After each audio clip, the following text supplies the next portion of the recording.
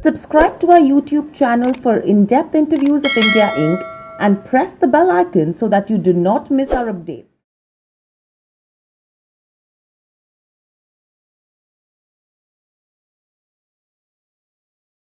Good evening all of you. मेरा नाम स्वाति होटकर शिवाड़े है। I am a senior technical analyst in Nirmal Bang from the last 5 years। आज मैं आपके पास सामने आई हूँ एक प्रेजेंटेशन देने के लिए। उसका नाम है 7 technical indicators to build the trading tool kit, जो कि हम लोग ने लास्ट वीक इसका प्रेजेंटेशन स्टार्ट किया था। एंड ये प्रेजेंटेशन हम लोग 2 पार्ट में पार्ट ये ब्रेक किया है। पार्ट 1 में दिया, उन्होंने 4 स्टडीज कवर किए थे। आज मैं पार्ट 2 कवर। टोटल हम लोग ने 7 इंडिकेटर्स इम्पोर्टेंट होगा यूज के लिए, टेक्निकल एनालिसिस करने के लिए। और इससे आप अगर ये सातों इंडिकेटर्स आप प्रैक्टिस करते हो या अप्लाई करते हो स्टॉक मार्केट में, तो डेफिनेटली आपको अच्छे खासे बाय या सेल सिग्नल्स दोनों आप इनिशिएट खुद होके कर सकते हो। नाउ जस्ट जिन्होंने भी किसी ने भी अगर फर्स्ट पार्ट मिस किया होगा तो भी उनको यूट्यूब पे आपको ये प्रेजेंटेशन देखने मिल सकता है मेरे कलीग का। और आज मैं पार्ट 2 जस्ट इनिशिएट करने वाली हूँ। To start up with the presentation मैं लिटिल बिट ब्रीफ देना चाहूंगी what is a technical analysis. ये हम लोग हमेशा नॉर्मली हर प्रेजेंटेशन में ये एक स्लाइड हम लोग का फिक्स्ड होता है, बिकॉज क्या होता है हमेशा हर समय प्रोबेबली सेम कैंडिडेट नहीं आते हो, न्यू कैंडिडेट्स भी एड ऑन होते रहते हैं प्रेजेंटेशन के टाइम। अगर कोई न्यू कैंडिडेट्स होगा तो उनको एक टेक्निकल एनालिसिस का जस्ट एक ब्रीफ आइडिया देने के लिए हम लोग ये हमेशा स्लाइड इंक्लूड करते हैं। तो to start up with the presentation, technical analysis होता क्या है वो मैं एक जस्ट एक शॉर्ट आइडिया आपको देना चाहूंगी। जैसे आप पीपीटी में देख रहे हो कि मैंने मेंशन किया है कि it is a method of evaluating the security, जो कि 3 इंपॉर्टेंट फैक्टर्स होते हैं टेक्निकल एनालिसिस में। पहला फैक्टर है market activity, second is a past price and third one is a volume. अभी मार्केट एक्टिविटी क्या कहलाता है? Market activity is nothing but जो मार्केट में डेटा आता है और वो जो प्राइस या स्टॉक को इम्पैक्ट करता है। फॉर एग्जाम्पल एवरी मंथ हम देखते हैं कि first week of every month auto figures के नंबर्स आते हैं। से फॉर एग्जाम्पल बजाज ऑटो का अगर आज ऑटो सेल्स का फिगर आता है, अच्छा आता है, तो डेफिनेटली हमें काफी अच्छे मोमेंटम देखने मिल सकती है स्टॉक में। अगर बुरे नंबर्स आते हैं कंपैरेटिवली लास्ट प्रीवियस नंबर के हिसाब से, तो हमें एक सेलिंग प्रेशर देखने मिलता है वो पर्टिकुलर स्टॉक में। तो जो भी डेटा आता है या रिजल्ट आते हैं वो मार्केट एक्टिविटी कहलाई जाती है। अगर समझ मॉनेटरी पॉलिसी एवरी क्वार्टरली आती है, तो अगर जो भी इंटरेस्ट रेट हो, सीआरआर रेट हो या रेपो रेट हो, अगर वो कम होते हैं तो डेफिनेटली पॉजिटिव मोमेंटम्स और सेंटिमेंट्स काफी अच्छे बिल्डअप होते हैं। उससे हमें मार्केट में एक बाउंस बैक रैली देखने मिलता है या फ्रेश बाइंग देखने मिल सकता है, सेंटिमेंट्स पॉजिटिव होते हैं। वाइस वर्सा, अगर डेटा कुछ भी खराब आता है जो मार्केट को डैम्पन करता है सेंटिमेंट्स में, तो डेफिनेटली हमें सेलिंग प्रेशर देखने मिलती है। वो सब जो डेटा आता है जो इम्पैक्ट करता है स्टॉक प्राइसेस को, उसको कहलाते हैं मार्केट एक्टिविटी। आई होप एक सिंपल एग्जांपल देते हुए मैंने आपको एक्सप्लेन किया कि मार्केट एक्टिविटी क्यों इतनी इंपॉर्टेंट होती है। जब भी कोई भी डेटा आता हो मार्केट में, डेफिनेटली उसका इम्पैक्ट हमेशा स्टॉक मार्केट में या वो पर्टिकुलर स्टॉक को इम्पैक्ट करता है। Now second one is the past price. Now technical analysis में ना price and important plays a very important role. Past price क्यों हम कहलाते हैं इम्पोर्टेंट है? से फॉर एग्जांपल एक कंपनी है, एक कंपनी हमेशा कंटिन्यूसली 5 रुपीज टू 10 रुपीज के रेंज में ही चल रही है और वो ऊपर में 10 रुपीज का ब्रेकआउट नहीं दे पा रही है, तो 10 रुपीज ये हमेशा हम कहलाते हैं कि वो एक रेजिस्टेंस लेवल है। अगर वो पार करता है तो एक हमें फ्रेश बाइंग मोमेंटम देखने मिल सकता है। तो ये 10 रुपीज हम क्यों कह रहे हैं रेजिस्टेंस? क्योंकि हम लोग ने काफी प्रीवियसली देखा हो कि हमेशा ये 10 रुपए तक जाता है एंड देन वापस में सेलिंग प्रेशर आती है। तो past price plays a very important role. अगर वो 10 रुपीज का ब्रेकआउट रहता है तो डेफिनेटली हमें अच्छी खासी प्राइस अपसाइड देखने मिलेगी। तो इसके हिसाब से हम देखते हैं कि प्रीवियस रेजिस्टेंस सपोर्ट्स काफी इंपॉर्टेंट प्ले करते हैं और ब्रेकआउट्स एंड ब्रेकडाउन एनालिसिस के लिए। इसके लिए पास्ट प्राइस काफी इंपॉर्टेंट रोल प्ले करती है। नाउ थर्ड इंपॉर्टेंट फैक्टर क्या है टेक्निकल एनालिसिस में? Volumes plays a very important role guys. सिर्फ प्राइस देख के हमें पता नहीं लगा सकते कि ये विपसॉ है या फॉल्स ब्रेकआउट है। ये नॉर्मली टर्म्स हम एनालिसिस यूज करते हैं। विपसॉस मींस एक फॉल्स ब्रेकआउट मिला हो या एक कैसा जस्ट एक टिक हायर प्राइस मार के देन वापस नीचे आए, that is known as a whipsaws in the market term. अगर प्राइस वॉल्यूम के साथ ब्रेकआउट नहीं दे रहा है तो we can say it is known as a false breakout, या कुछ जस्ट एक ऊपर के साइड किसी ने ट्रेड रखा हो तो वो एक जस्ट क्लिक होके देन वापस नीचे आ गया हो, तो वो एक फॉल्स ब्रेकआउट्स होता है। हमेशा कोई भी ब्रेकआउट्स वॉल्यूम के साथ हो तो डेफिनेटली काफी अच्छा इंपॉर्टेंट ब्रेकआउट हमें देखने मिलता है, एंड वो ट्रेंड या वो एक पर्टिकुलर कॉल काफी कंफर्मेशन स्ट्रॉन्ग कॉल माना जाता है। तो प्राइस एंड वॉल्यूम्स हमेशा साथ में जाने चाहिए।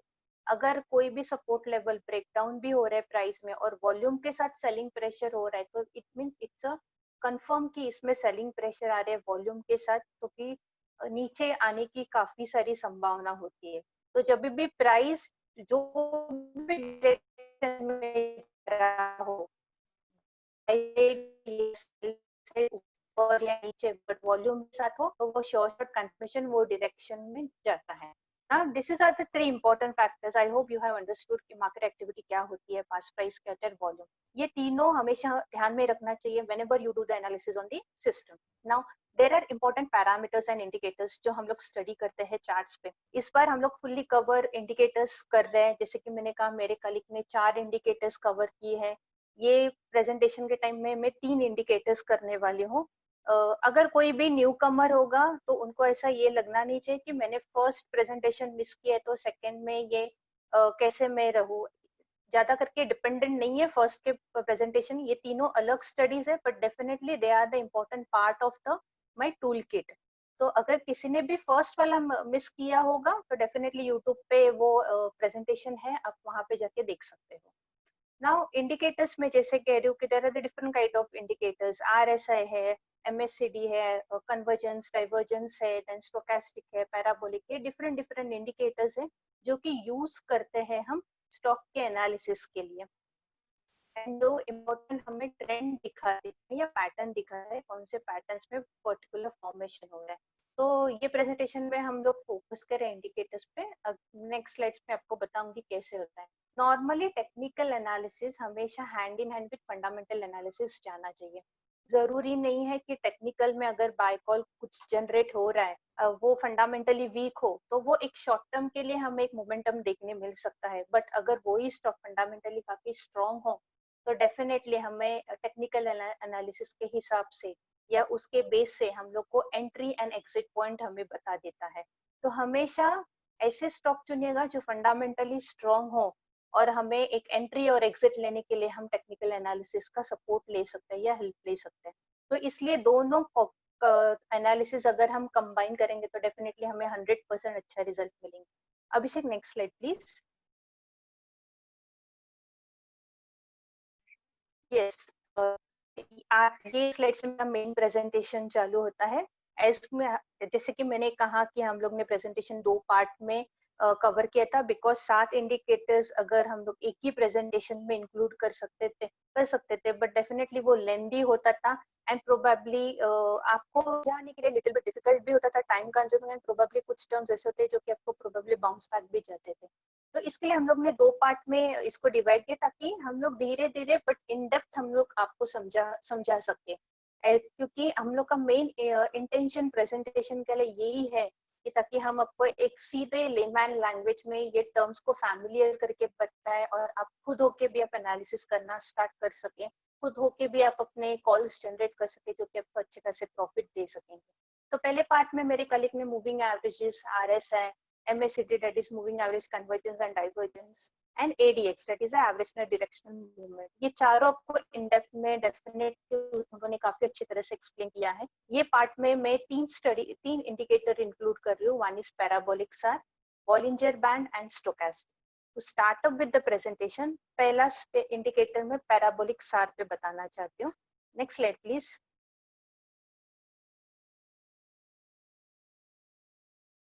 अभिषेक next slide please. Yes, parabolic सार। नाउ पैराबोलिक सार ये क्या कहलाता है? सार is nothing but the stop and revise. जैसे कि मैंने आपको लिखा है उधर सार के बाजू में, it's stop and revise. Most of जन को ये फुल फॉर्म पता नहीं होता है कि सार का मतलब क्या। It's nothing but the stop and reverse. Okay, now parabolic सार कैसे दिखते हैं कि वो अपीयर होते हैं एक ऐसे डॉट की तरह, स्टार की तरह अपीयर होते हैं जो भी हम लोग प्राइस हमेशा टेक्निकल्स में कैंडल के हिसाब से हम देख सकते हैं, या फिर बार चार्ट में हम लोग देख सकते हैं, लाइन चार्ट में। तो जो भी पैराबोलिक सार हम जब भी इनपुट करते हैं चार्ट के ऊपर, वो कैंडल के नीचे या कैंडल के ऊपर प्लॉट होती है। Candle is nothing but the price data होता है, तो which plays a very important role. और जो भी सार या वो सिंबल एक जनरेट होता है, वो प्राइस के मूवमेंट के हिसाब से जनरेट होता है।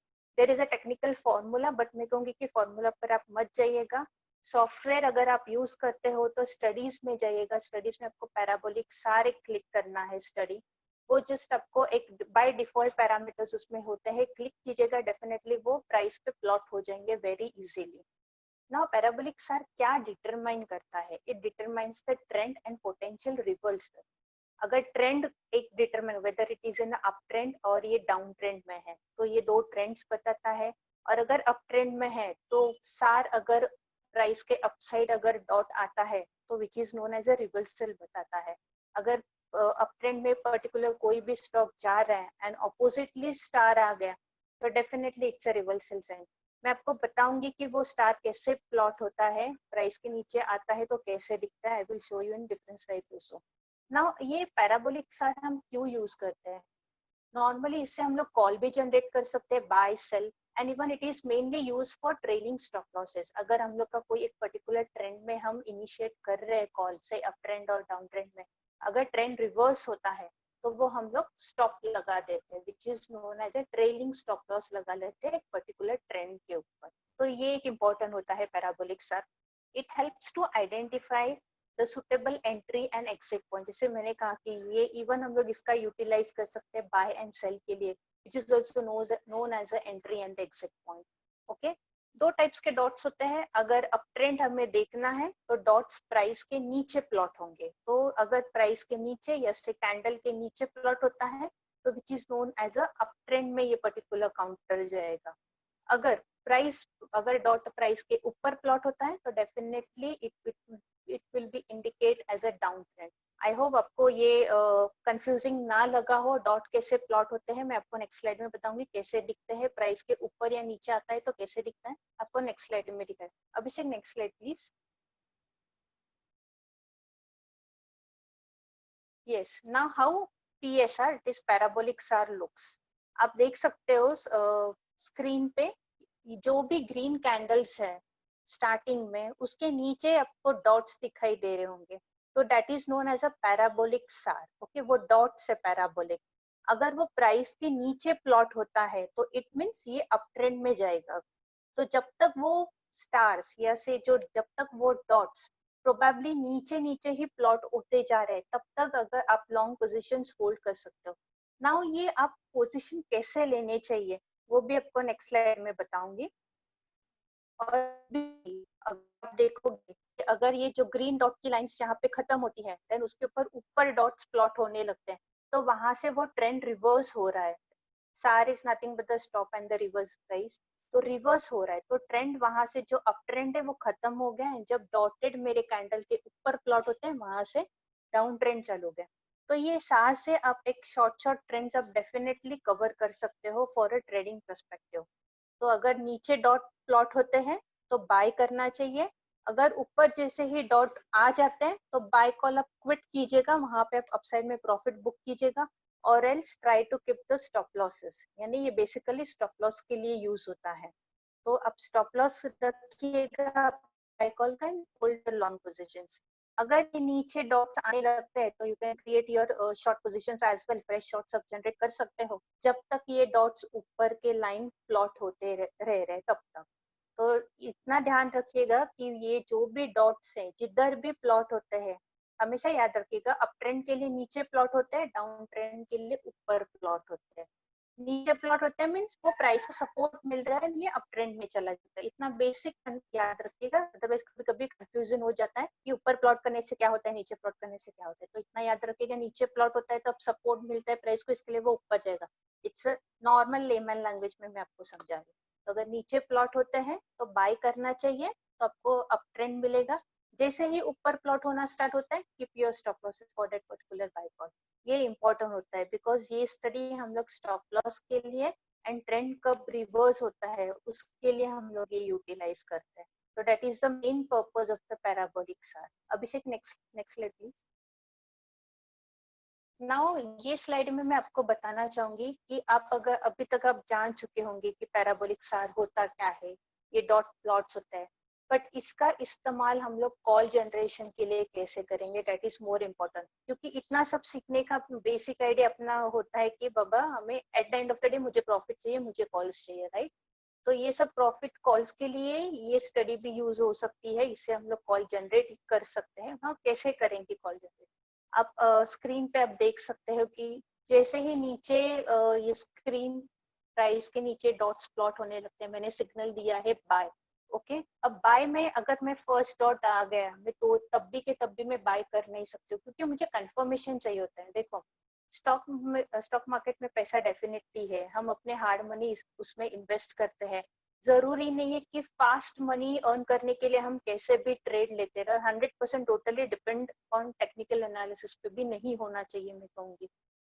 तो एक कंफर्मेशन, स्ट्रॉन्ग कंफर्मेशन कॉल आता है तो definitely you can take your buy call और you can bet your hard money on that. First first dot आ गया, लेट इट बी. आपको पता चलेगा कि आज फर्स्ट डॉट आ गया, मीन्स यहाँ से ट्रेंड रिवर्स हुआ है. कल के दिन के लिए वेट किएगा. अगर सेकेंड डॉट भी अगर समझो वो कैंडल का क्लोजिंग के ऊपर कैंडल फॉर्म करते तो समझ लीजिए आज भी नीचे डॉट आने की पॉसिबिलिटी है. तो सेकेंड डे आप बाय कॉल लीजिएगा.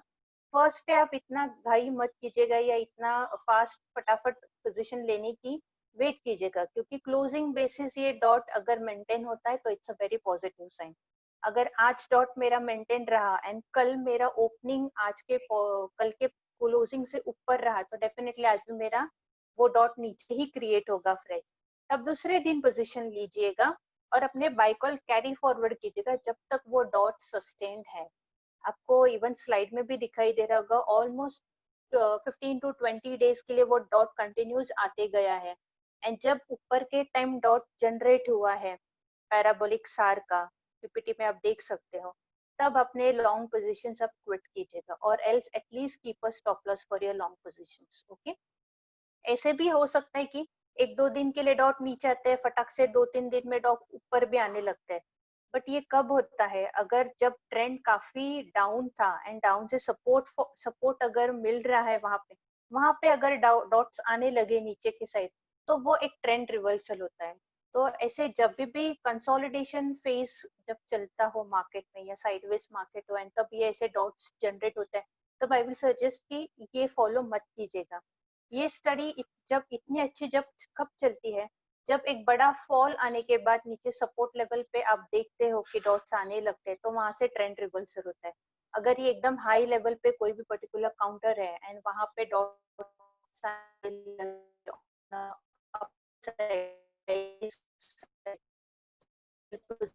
कर सकते हो, यानी ये लॉन्ग टर्म ट्रेंड खेलने के लिए काफी अच्छा है. अगर आप कंसोलिडेशन मार्केट में ये आप फेस कर रहे हो तो एक दिन ऊपर दूसरे दिन नीचे ऊपर नीचे आते रहेगा, तो ऐसे टाइम पे अवॉइड कीजिएगा. जब मार्केट एक अच्छे खासे ट्रेंड में चल रहा हो तब ये डॉट जब भी क्रिएट होते हैं तब काफी अच्छे अपने को ट्रेड्स मिलेंगे. बेसिकली आप एक बार फर्स्टली आप जस्ट एक्सरसाइज करने के लिए पहले वीकली चार्ट देखिए, वीकली चार्ट में ये प्लॉट होता है कि नहीं. तो अगर वीकली चार्ट में ये प्लॉट हो गया तो समझो इन नेक्स्ट वीक प्रोबेबली हमें एक काफी अच्छे मोमेंटम देखने मिलेगा. तो डेली में आप एक बार देखिएगा. इवन ये निफ्टी में भी काफी अच्छा प्रूव हुआ है. इस बार मैं आपको दिखाऊंगी कि कैसे ये इम्पोर्टेंट रोल प्ले किया इसने निफ्टी के, ये जो शॉर्ट कॉल हम लोग को कैसे पकड़े हम लोग.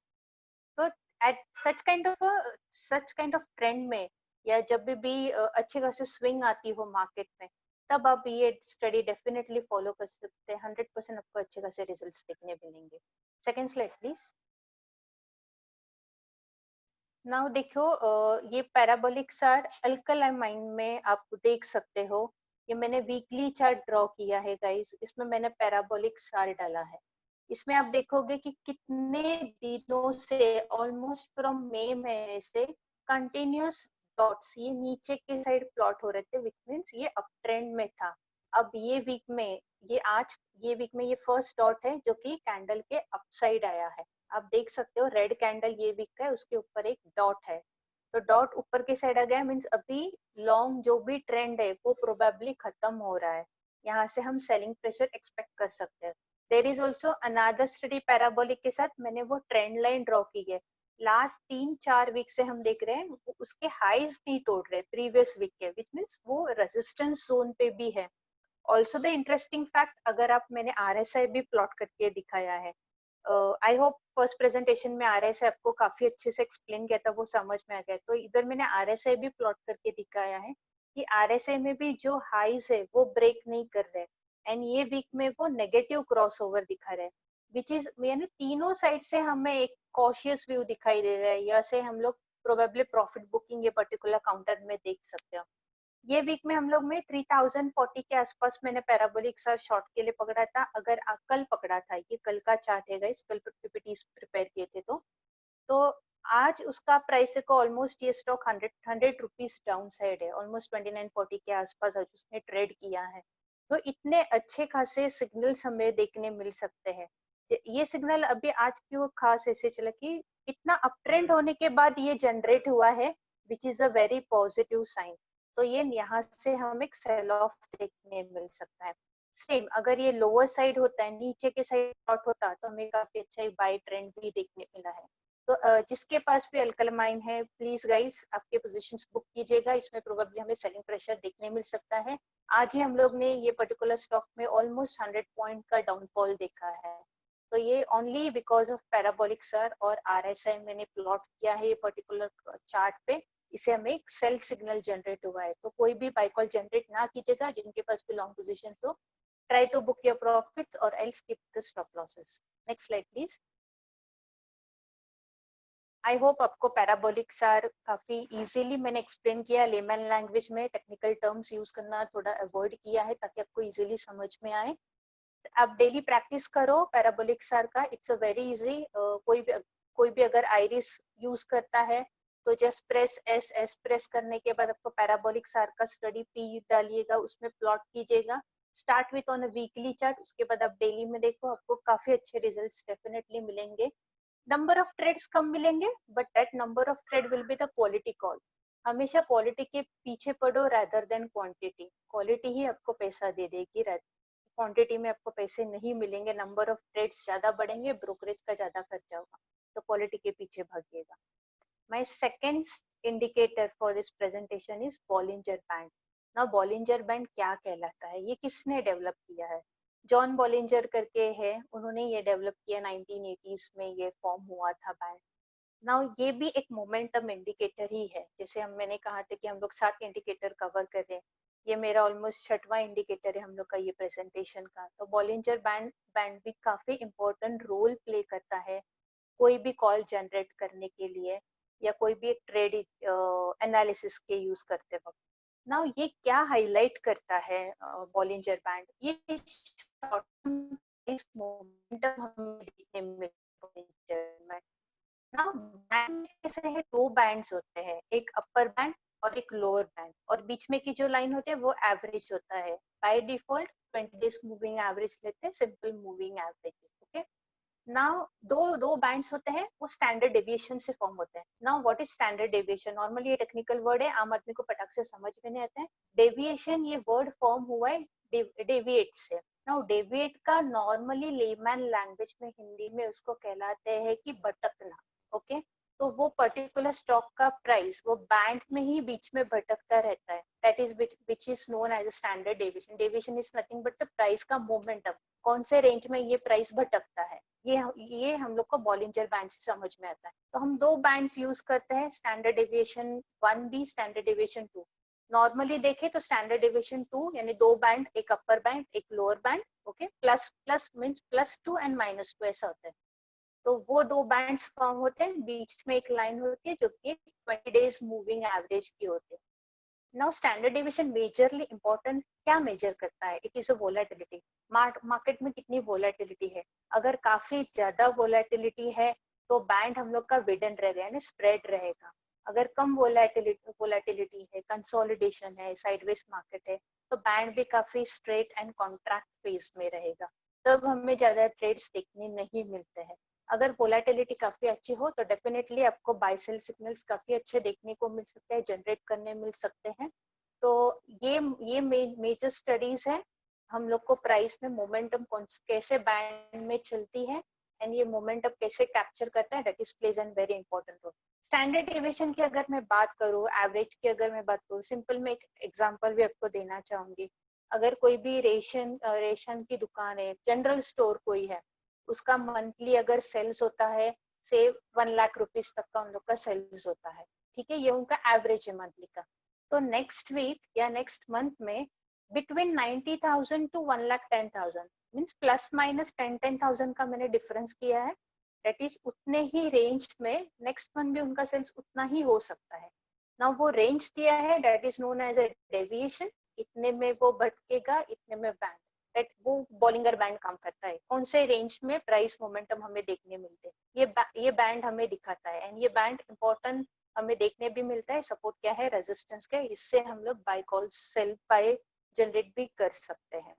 Okay, that is a important principle of the Bollinger band. Next slide please. Yes ना, बॉलिंजर बैंड ये दिखता कैसे है, मैंने आपको दिखाया है। ऊपर की जो लाइन है that is known as a upper band, middle में जो लाइन है वो 20 डेज मूविंग एवरेज की है, एंड नीचे का बैंड है that is known as a Bollinger lower band. Okay, now normally ये कहलाता है कि कोई भी स्टॉक ये बैंड के अंदर ही घूमेगा। जैसे मैंने बोला ना, भटकना, डेविएट इज नथिंग बट भटकना। तो ये स्टैंडर्ड डेविएशन 2 के हिसाब से बैंड फॉर्मेशन किया है। ये बैंड की इतनी खासियत है गाइस, जब ये बीच में की जो लाइन है जो कि 20 डेज मूविंग एवरेज है, अगर वो पास कर देता है या उसके ऊपर क्लोजिंग देता है तो डेफिनेटली ये ऊपर का बैंड टच करने जाएगा। ओके, तब हम लोग बाइस कॉल जनरेट कर सकते हैं। अगर मेरी मूविंग एवरेज 20 उसके नीचे अगर क्लोजिंग आई तो वो नीचे का बैंड टच करने जाएगा। तो इसके हिसाब से हम लोग नंबर ऑफ कॉल जनरेट कर सकते हैं। अगर नीचे बैंड में टच हुआ तो वहां से हम लोग कह सकते हैं कि सेलिंग प्रेशर यहाँ से कम हो जाएगा एंड वहां से वापस रिवर्सल आ सकता है। अब फिर आप चार्ट में देख सकते हो, जब भी लोअर बैंड टच किया है वहां से वापस रिवर्सल आया है, अपर बैंड टच किया, अपर बैंड से वापस नीचे गया। तो ऐसे मोमेंटम बैंड के अंदर चलता रहता है। तो ये बैंड हम कैसे यूटिलाइज करेंगे बाइंग या सेलिंग के लिए, वो भी मैं आपको दिखाती हूँ। Next slide please. देखिएगा, ये दो बैंड स्टाइल है। ऊपर आपको नीला दिख रहा है ऊपर का, that is upper band with standard division 2। नीचे का बैंड है ब्लू में, वो lower band with standard division 2। बीच में आपको ग्रे कलर की लाइन दिख रही है, वो है 20 डेज मूविंग एवरेज। तो अगर आप देख सकते हो, जब भी लोअर बैंड को टच किया हो, ओके, वहां पे आप समझिएगा कि यहाँ से सेलिंग प्रेशर थोड़ा कम होते जाएगा एंड हमें यहाँ से बाउंस बैक देखने मिल सकता है। जरूरी नहीं है वो ही दिन हमें एक बाउंस बैक देखने मिलेगा, तो वो कैंडल का वेट कीजिएगा, देखिए कंफर्मेशन। अगर वो बैंड के ऊपर क्लोजिंग देता है, नेक्स्ट डे प्रीवियस ओपनिंग कैसा होता है, पॉजिटिव ओपनिंग होता है, तो डेफिनेटली आप बाय कॉल ले सकते हो। वहां पे आप बाय कॉल लीजिएगा सेकेंड डे को। प्रीवियस डे का जो कैंडल है वो लो का आप स्टॉप लॉस रख सकते हो। मेरा फर्स्ट टारगेट रहेगा 20 डेज मूविंग एवरेज, वो मेरा पहला टारगेट रहेगा। उसके ऊपर भी क्लोजिंग आता है तो जो अपर बैंड है वो मेरा सेकेंड टारगेट रहेगा। एंड वो जब सेकेंड टारगेट आता है तो वहां पे you can books your profits. ऐसे आप ट्रेडिंग कर सकते हो। जब भी लोअर बैंड में हो, इनिशिएट अ बाय कॉल। जो भी अपर बैंड टच किया होगा तो exit your all long calls, try to initiate a short calls, या एटलीस्ट अपने प्रॉफिट्स बुक कीजिएगा। ओके, बट ये अपर बैंड में काफी टाइम रह भी सकता है, नीचे के टाइम भी रह सकता है। It's totally depend upon the volatility of the market. अगर वोलेटिलिटी काफी अच्छी हो तो आपको बैंड्स के अंदर काफी अच्छे मोमेंटम देखने मिलेंगे। अगर वोलेटिलिटी कम हो, मार्केट बहुत साइडवेज में हो, तो एवरेज के आसपास ही घूमते हुए देखिएगा आपको ये काउंटर। तो we can generate an number of calls निकलेंगे, बट आप तब दूसरी स्टडी अप्लाई कर सकते हो। ये बेसिक बॉलिंजर बैंड जो स्टडी है वो टोटली वोलेटिलिटी के ऊपर डिपेंड है। तो जब भी मार्केट वोलेटाइल रहेगा तब ये स्टडी डेफिनेटली आप अपने चार्ट्स पे अप्लाई कीजिएगा, काफी अच्छे ट्रेड्स आपको देखने मिल सकते हैं। आई होप आपको समझ में आ रहा हो। मैं मोस्ट प्रोबेबली हिंदी में ही एक्सप्लेन कर रही हूँ, जो कैसे ट्रेड इनिशिएट करना चाहिए, कैसे बाय कॉल, कैसे स्टॉप लॉसेस, कैसे टारगेट्स देखने चाहिए।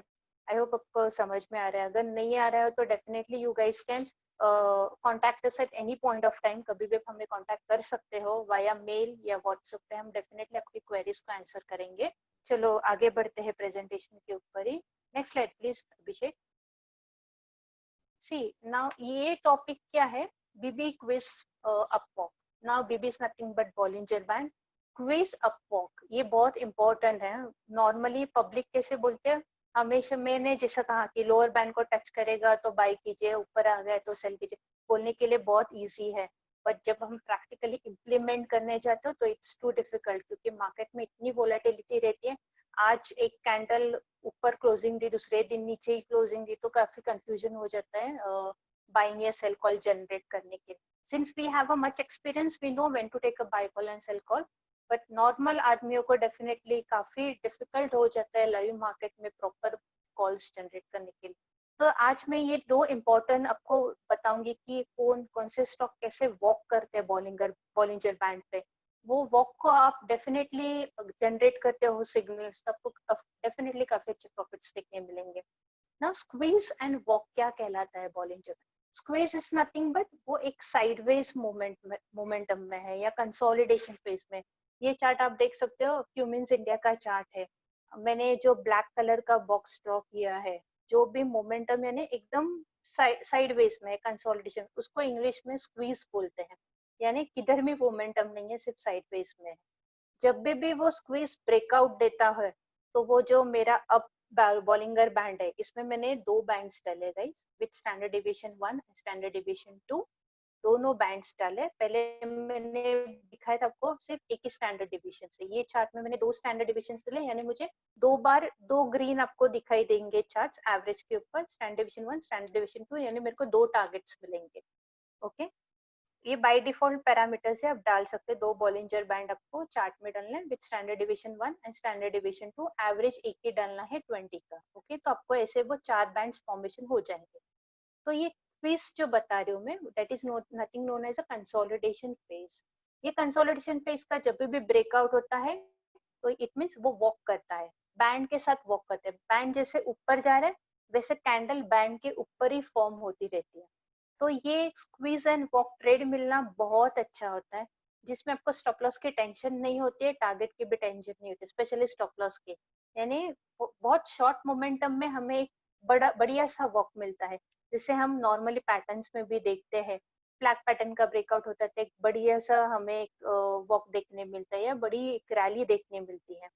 तो ये पैटर्न में नॉर्मली बीबीक्यू पे आप स्क्वीज कहीं भी आप देखोगे, कोई भी चार्ट अगर आप डाल रहे हो, कोई भी चार्ट्स पे आप बॉलिंगर बैंड देख रहे हो, तो ऐसा चार्ट ढूंढिएगा जिसमें एवरेज के ऊपर एक कंसोलिडेशन फेज है, वॉल्यूम्स लिटिल बिट लो है और ब्रेकआउट के ऊपर आ रहा है, तो डेफिनेटली आपको काफी अच्छी वॉक देखने मिलेगी।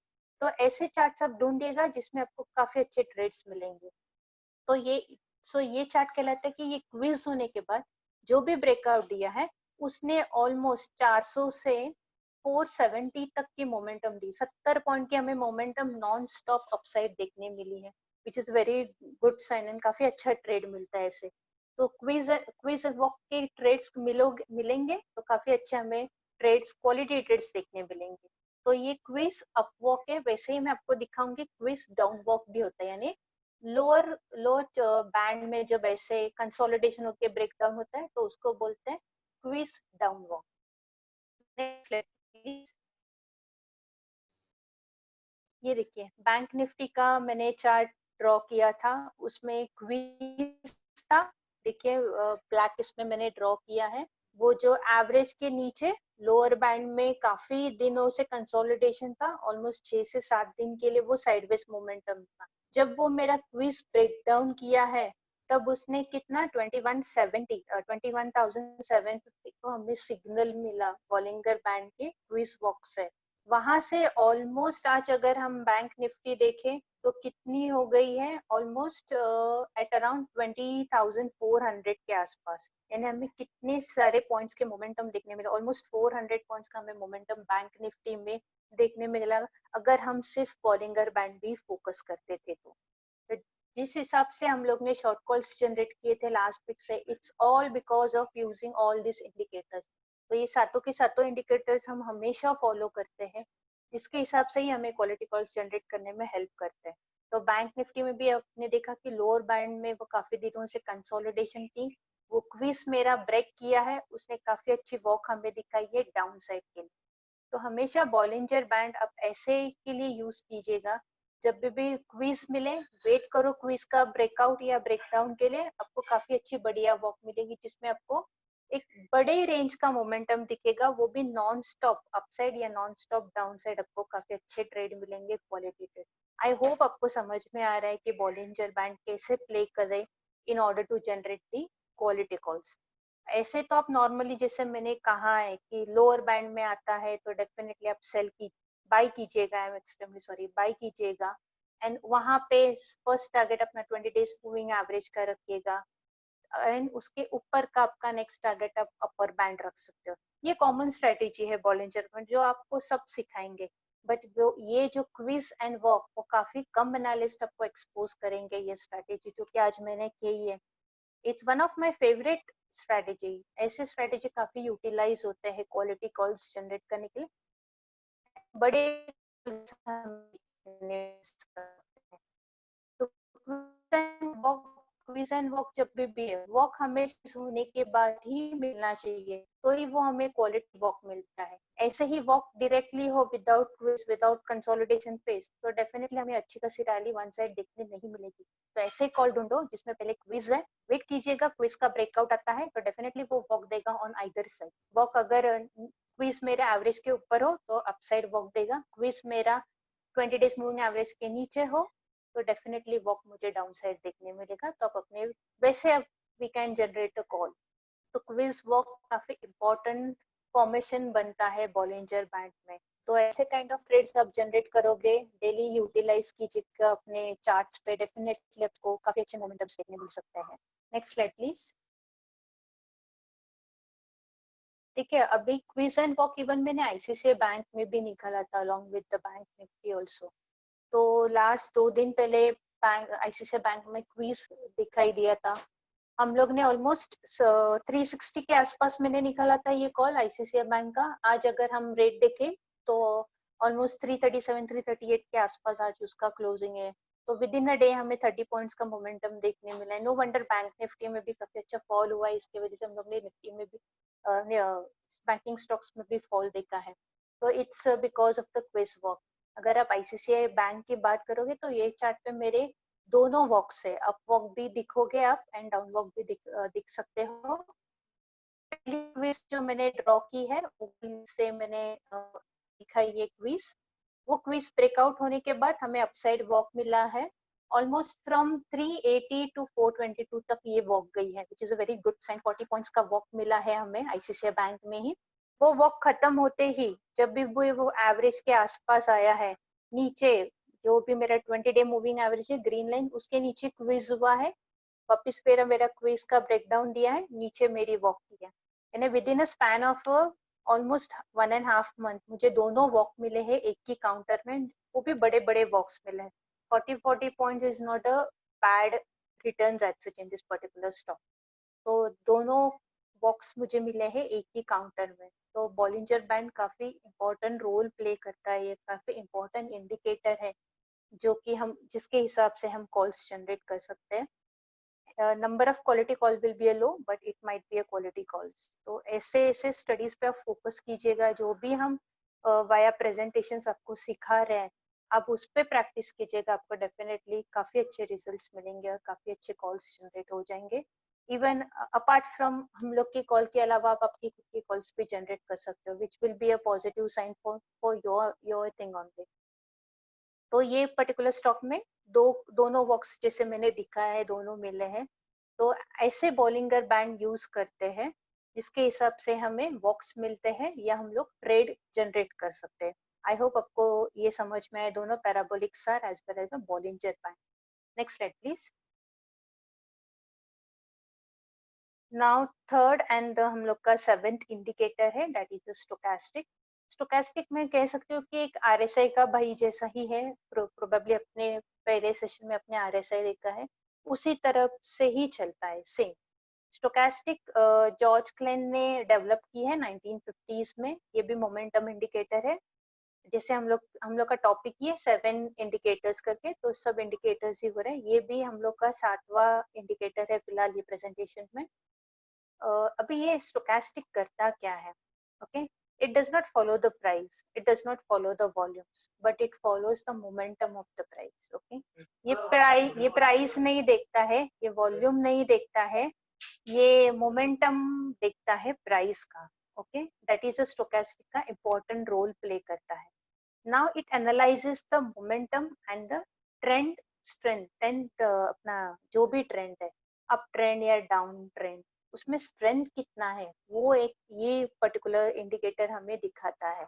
ओके, नाउ ये कैसे दिखता है या उसको कैसे एनालिसिस करना चाहिए, या इससे भी हम कैसे बाय या सेल कॉल जनरेट कर सकते हैं, या हम लोग ट्रेंड कैसे डिसाइड कर सकते हैं ये पर्टिकुलर स्टॉक या निफ्टी ये अप ट्रेंड में या डाउन ट्रेंड में, ये हम लोग ये पर्टिकुलर इंडिकेटर से हम डेफिनेटली सीख सकते हैं. Next slide please. Abhishek next slide. या थैंक्स. स्टोकास्टिक जैसे मैंने बोला ये आरएसआई का ही बाई जैसा है, सेम एवरेज का लाइन होता है. दो लाइंस हमें देखने मिल सकते हैं. इसमें भी ओवरसोल्ड ओवरबॉट जोन जैसे इंडिकेशन मिलता है. 80 पे जब भी ये लाइन चली जाए तो ओवरबॉट कहलाते हैं. 20 के नीचे अगर ये जाती है तो ओवरसोल्ड जोन कहलाता है. ओके, तो सेम आरएसआई की तरह ही इसको भी फॉलो करना चाहिए.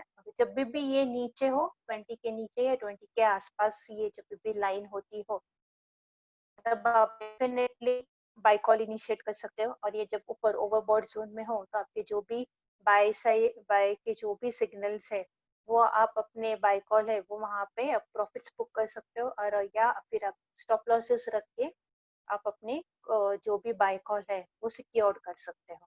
नाउ ये पर्टिकुलर जो भी स्टोकास्टिक है वो काफी टाइम 20 के आसपास भी रह सकता है, 80 के आसपास भी रह सकता है. तो उसको कैसे हम लोग यूटिलाइज करके कॉल जनरेट करें या फिर ट्रेंड एनालिसिस करें, ये मैं आपको बताऊंगी. Next slide please. यस, जैसे आरएसआई की तरह ही है, हमें 2 बार मैंने कहा है, सेम वैसे ही एनालिसिस करना चाहिए. स्टोकास्टिक जैसे आप देख सकते हो नीचे एक पिंक एंड ब्लू लाइन मैंने दिखाई है, वो स्टोकास्टिक की लाइन है. ओके, नीचे की लाइन 20 है, ऊपर की 80 है. नीचे 20 की line is known as a oversold zone, ऊपर की 80 की line which is known as a overbought zone. Oversold zone is nothing but वहां पे काफी बिकवाली हो चुकी है, वहां से हम ज्यादा और सेलिंग फ्यूचर में नहीं प्रोबेबली देख सकते हैं, या वहां पे कंस्ट्रेन हो सकता है, तो सेलिंग प्रेशर कम हो जाएगा. एंड ऊपर में हमें एक रिवर्सल देखने मिल सकता है ट्रेंड में, तो which is known as over sold zone में कभी भी फ्रेश शॉर्ट्स नहीं करने चाहिए. कोई शॉर्ट्स हो तो वो कवर करने चाहिए, या फिर स्टॉप लॉस रख के आप अपने होल्ड्स कर सकते हो शॉर्ट्स. ओके, तो that is known as a stochastic 20 and 100 के ऊपर. ओके, अगर 80 के ऊपर आता है तो ओवरबॉट जोन कहलाता है उसको, ओवरबॉट जोन कहलाता है उसको. तो वहां पे आप ओवरबॉट में जब भी ये पर्टिकुलर काउंटर आए तो वहां पे आप अपने प्रॉफिट्स बुक कर सकते हो अगर आपने नीचे में किया हो. तो इसमें भी डाइवर्जेंस दिखा है मैंने, पॉजिटिव एंड नेगेटिव डाइवर्जेंस जैसे आरएसआई में होता है. नाउ पॉजिटिव डाइवर्जेंस हम किसे कहलाते हैं, जब मेरा स्टोकास्टिक कंटिन्यूस हाई बनाते जाए बट मेरा प्राइस हाई नहीं बनाता है, that is known as a positive divergence. Okay, मैंने फर्स्ट आप देख रहे हो, मैंने जो भी स्टोकास्टिक के 2 लाइंस आप देख रहे हो प्राइस के नीचे ब्लू एंड पिंक कलर की, वहां पे मैंने लिखा है कि हाई 1 हाई 2. ओके, मेरा स्टोकास्टिक के वो हाई ब्रेक नहीं कर रहा है बट मेरे प्राइस ने ब्रेक किया था. हाई हाई 1 हाई 2 मैंने प्राइस में भी दिखाया है. तो जब स्टोकास्टिक मेरा लाइन प्रीवियस हाई ब्रेक नहीं करता है, ओके, वहां पे मैं हमेशा कोशिश होना चाहिए कि यहाँ पे प्रोबेबली मेरा स्टोकास्टिक बता रहा है मैं नया हाई नहीं बना रहा हूँ, विच मीन्स भले प्राइस मोमेंटम प्राइस ऊपर जाने दो. मैंने कहा कि स्टोकास्टिक प्राइस फॉलो नहीं करता है, वॉल्यूम फॉलो नहीं करता है, it only follows the momentum of the price. ये खासियत है स्टोकास्टिक की. तो ये कहलाता है कि जो भी अप ट्रेंड का मोमेंटम था वो अभी कम हो जाएगा एंड प्रोबेबली हमें एक प्रॉफिट बुकिंग या फॉल देखने मिल सकता है. तो over a period of time जैसे हाई टू करने के बाद नेगेटिव क्रॉसओवर दिखा है स्टोकास्टिक में, वहां से आप देखोगे प्राइस में जो हाई टू के बाद एक सेल ऑफ देखने मिला है. Okay, that is known as a negative divergence of the stochastic.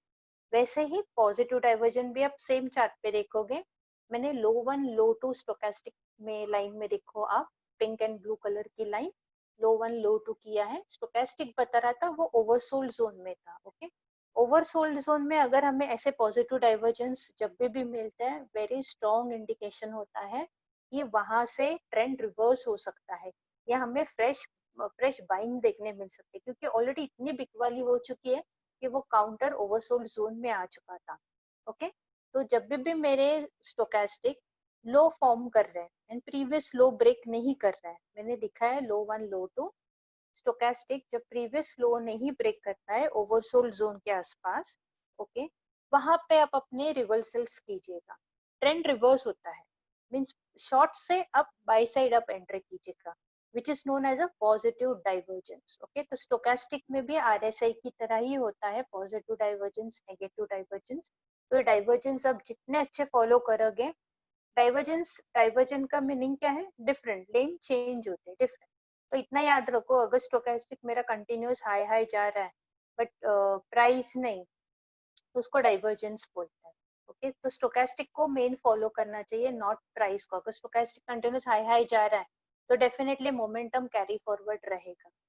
वैसे स्टोकेस्टिक आरएसआई की तरह ही प्ले करता है, उसका ही बाई है, बट ये मोमेंटम इंडिकेटर है, price, momentum of the price follow करता है, उसका स्पीड के हिसाब से वो फॉलो करता है।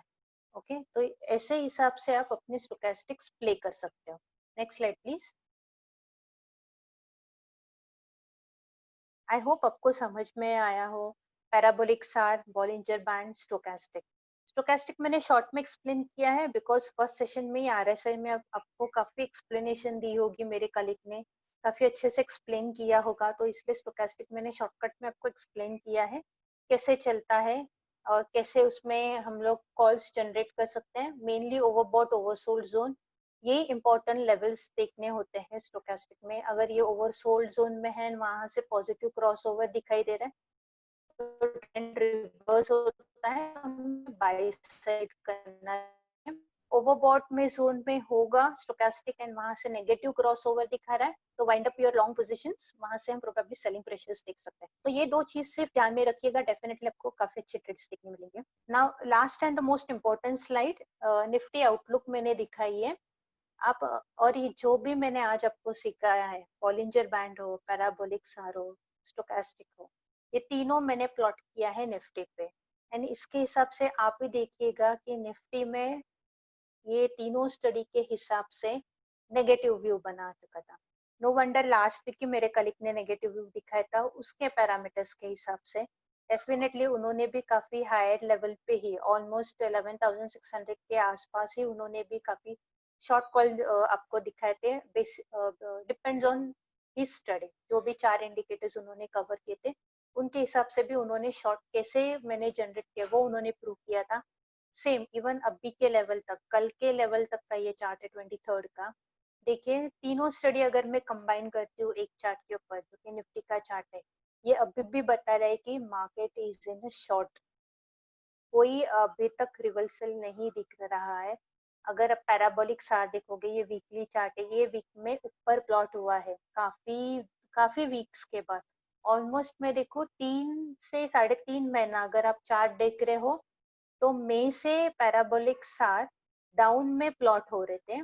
नाउ इन सितंबर, सितंबर के ये वीक में ही ऊपर प्लॉट हुआ है, ये कैंडल के ऊपर अगर आप थोड़ा जूम करके देखोगे तो आपको दिखाई देगा, ये कैंडल के ऊपर एक स्टार फॉर्म हुआ है, that is a parabolic star which gives a cautious sign, यानी इतनी बड़ी रैली होने के बाद हमें अपसाइड कैंडल के ऊपर प्लॉट मिलता है, इट मीन्स आप अभी कॉशियस रहिएगा, जो भी हम मोमेंटम देख रहे थे वो खत्म हो चुका है, अब यहाँ से हम प्रोबेबली सेलिंग प्रेशर दिखेंगे। ओके, ना टारगेट से करेंगे, जो भी मैंने बैंड आपको डाला है उसका जो एवरेज है, एवरेज विच कम्स टू 10,060 के आसपास, वहां तक मार्केट फॉलो होने का पोटेंशियल है उसमें, यानी 10,700 के आसपास तक। अगर आज हम निफ्टी भी देखें तो काफी सारी गिरावट देखी है लास्ट वीक से 2 दिनों में, तो ऑलमोस्ट हमें टारगेट के आसपास निफ्टी आ ही चुकी है। आज भी निफ्टी ने 200 day moving average level test किया है। ओके, तो पैराबोलिक सार के हिसाब से भी नीचे है, बॉलिंजर बैंड में आप देखोगे तो मैंने 2 बैंड्स डाले हैं, स्टैंडर्ड डिवीजन 1, स्टैंडर्ड डिवीजन 2। जो ऊपर की जो 2 ग्रीन कलर की लाइंस है बैंड की, उससे बाहर आया है अभी, एंड ये नीचे एवरेज टच करने आ रहा है, एंड एवरेज कम्स टू, कहाँ तक एवरेज वो दिखा रहा है, 10,700 के आसपास। आप एवरेज का फिगर भी देख सकते हो आपके एक्सट्रीम राइट हैंड साइड के नीचे, BO करके जो ग्रीन में लिखा है, सॉरी ग्रे में है BO, उसके आगे फिगर है 10,694। वो 20 डेज मूविंग एवरेज की फिगर है। मैंने जानबूझकर वो डेटा रखा है ताकि आपको भी समझ में आए कि वो मैं 10,700 क्यों कोट कर रही हूँ। तो वो 20 डेज मूविंग एवरेज की सपोर्ट लाइन है। ओके, तो that is the my target. तो पैराबोलिक सार मुझे बता रहा है कि मैं नीचे जाने वाला हूँ।